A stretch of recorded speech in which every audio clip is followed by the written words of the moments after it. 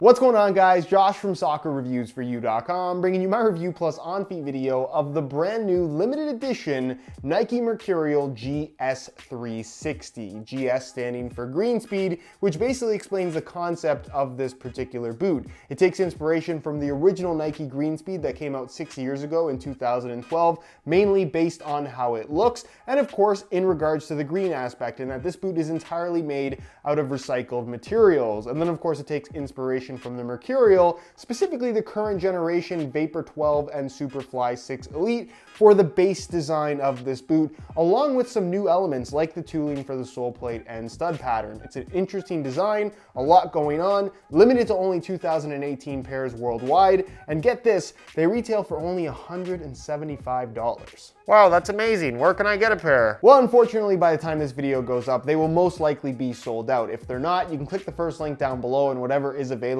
will be linked there. However, in a couple days on November 26th, there is going to be some Nike ID options for different colorway variations of this boot. Not sure if they're going to be $175. Most likely they'll cost a little bit more, but if you did miss out on this release, they are going to be available in a couple of days. So if you're not following me on Instagram or Facebook or Twitter or signed up for the SR4U mailing list, all of that's linked down below, and as soon as those boots become available, I'll let you know the second that it happens. So we know that they're unusually cheap, especially considering that it's a limited edition top-end release from Nike, but is the GS360 actually any good? And the answer to that question is yes in some ways, no in some ways. It's got some good qualities, but they're also kind of cheap and weird in a lot of different areas, and I'll explain why that is in today's video. So if you want to learn more, including how they fit and feel on feet, please stick around, and with that being said, let's get right into the review. If you guys do end up enjoying the video, don't forget to support it with a like, and if you're new here watching for the first time, don't forget to hit that subscribe button along with the little bell notification for daily videos on all the latest and greatest soccer gear. Included with the boots is a special GS360 box that, as you can see, is made entirely out of recycled cardboard.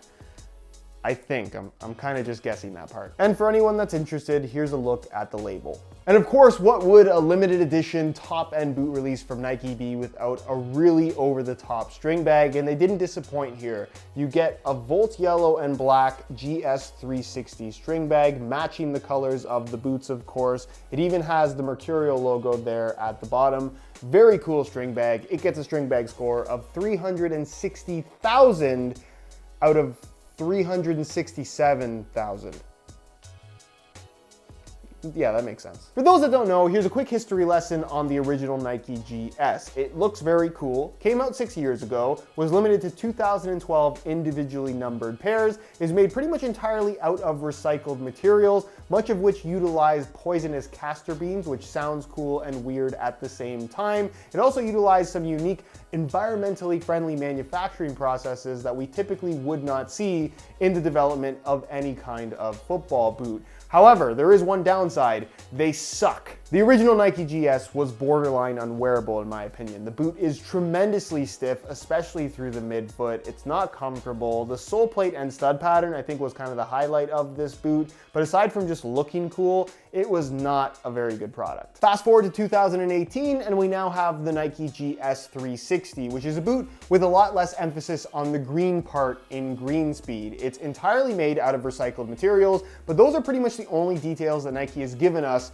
on the green part of this boot. With the original GS, there was a breakdown of every single element of the upper and sole plate and insole in regards to what specifically it was made of. This just says 100% recycled materials, and that's pretty much all you need to know. However, from a performance standpoint, a football boot that you actually plan on wearing, this is so much better than the original, it's not even funny. However, they are also kind of cheap. Now, when it comes to tech specs, Nike actually hasn't shared that much in regards to what's happening here with the GS360. On their own website, they list the upper as a soft knitted material. They don't say Flyknit, which I thought was kind of weird. So it's entirely possible that this is not a Flyknit upper, and it does feel different than that of the Flyknit upper on the Nike Mercurial Superfly 6 Elite, which it does look a lot like. However, this is thinner, it's flimsier, it doesn't seem to have as much reinforcement on the inside, and it definitely just has a softer feel overall, which you could view as a positive or negative thing, depending on what you like your Mercurials to feel like. This is more Superfly 4 than it is Superfly 6, I would say, which is not necessarily a bad thing.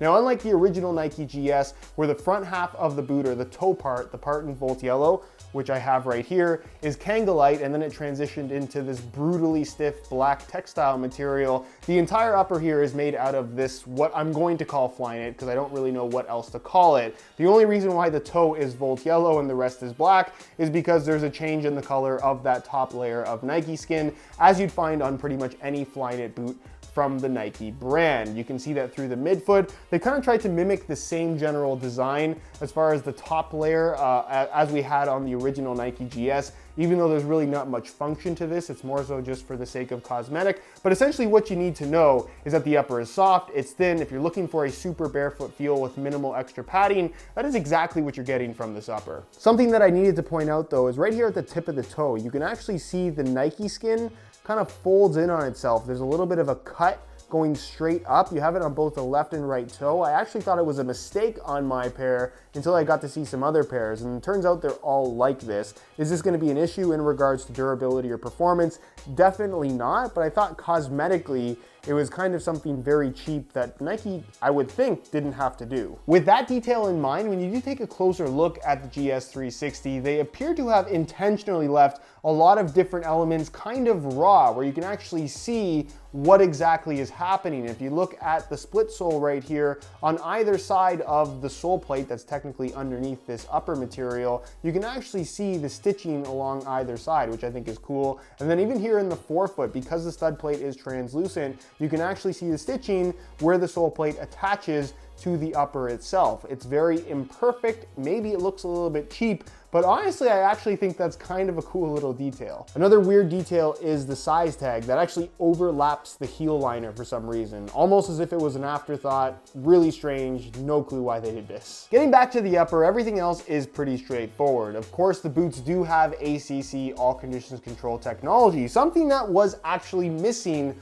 on the original Nike GS. This predates their ACC technology craze. The GS2 did of course have it with the giant ACC letters across the midfoot. However, for the GS remake, they did choose to include it, and you can see they made the branding larger than normal. So there is no mistaking that the invisible element that nobody knows actually is real is in fact on this particular boot. You're also going to notice that it does have a central lacing system, with the central portion of that one-piece upper being fully elasticated, as it would be on a Superfly 6 Elite or a Vapor 12. And of course that extends into what is kind of a collar-esque type design. I actually really like the look of this. I know not everyone's a fan, and obviously the original Nike GS was a standard low cut, like we'd see from a more classic Mercurial. Why did they add the collar? I think there are two reasons actually. One, mid-cut boots are very popular, so it just makes sense to do a collar rather than keep it low. And then two, I actually think this collar is necessary in order to put these boots on properly.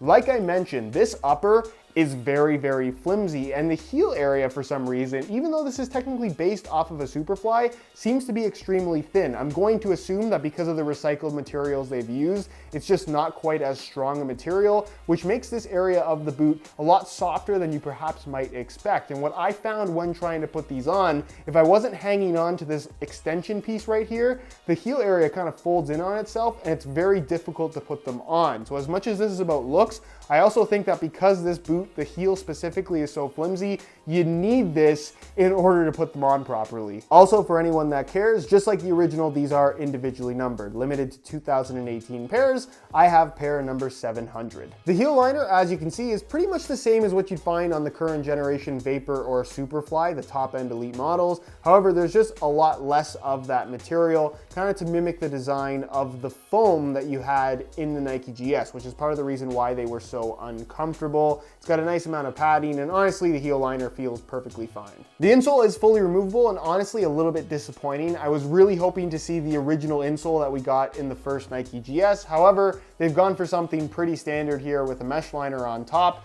and technically a different foam than we're used to seeing. I'm assuming 100% recycled materials, but honestly it feels pretty much the same as any other Mercurial insole. Moving to the sole plate and stud pattern, you can see side by side with the original, it's a completely new design. So the original, we can pretty much disregard it here. It does feature a split sole construction, again taking inspiration from the current generation of top end Mercurials.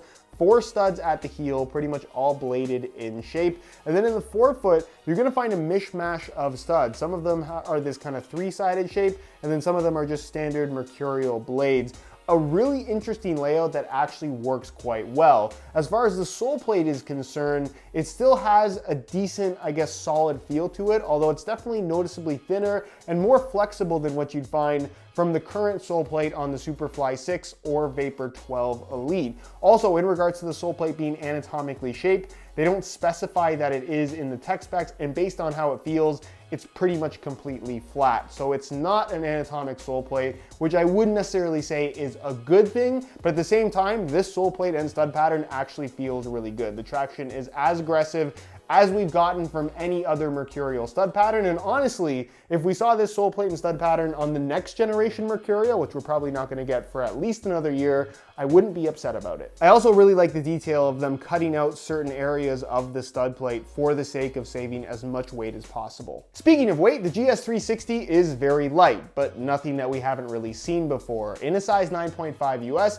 the GS360 weighs in at about 6.7 to 6.8 ounces, which for comparison's sake is pretty much the exact same weight as the current Nike Mercurial Vapor 12 Elite. So it's nothing excessively light in comparison to what we have right now, but they do have a very lightweight feel on feet in general. One final concern that I would like to share, and it's just too early to make any accurate calls on this, is that I'm not super confident that this is going to be a very durable boot. The original Nike GS, super stiff, but because the materials were so thin, it didn't necessarily hold up that well for the couple of people that did diligently wear them.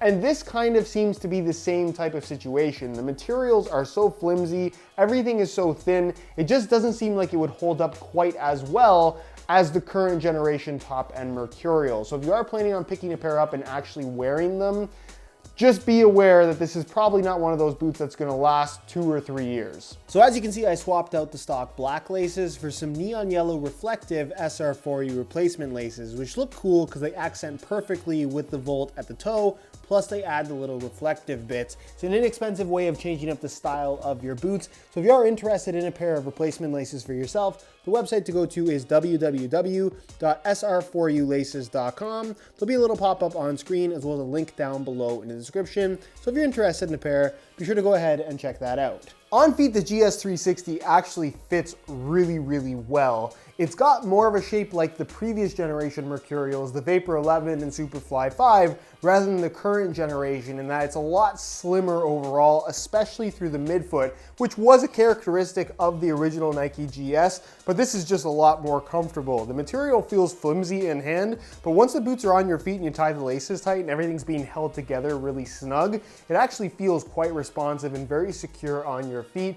Also remarkably comfortable considering how tight these fit. The toe box and forefoot area is also a lot slimmer than what we'd find on the current generation Superfly 6 and Vapor 12. And I would say fans of classic Mercurial models that did have a little bit more of a narrow feel to them will definitely like the way that these fit. So if you have wide feet overall, I would say that these are probably not a very good option for you, especially through the midfoot because they do fit quite slim. As far as sizing is concerned, I'm wearing these in my usual size 9.5 US, and the fit and length is pretty much perfect. Again, slightly more snug than the current generation Mercurials, but not enough to where I think you need to change your sizing. So if you are looking to get a pair for yourself, I would personally recommend going true to size in order to achieve the best possible fit. So in conclusion, when compared to the original Nike GS from 6 years ago, these blow these out of the water. There is no comparison whatsoever. This is a better boot in pretty much every single way. The key talking point though here is the fact that this boot retails for $175 as a limited edition release from Nike. We're used to paying more for limited releases rather than less. The other thing that's interesting is that this is basically the platform of the current Superfly 6 Elite, which retails for $275, $100 more than the GS360. So what is Nike trying to tell us? Is the price of their top-end boots going to come down sooner rather than later?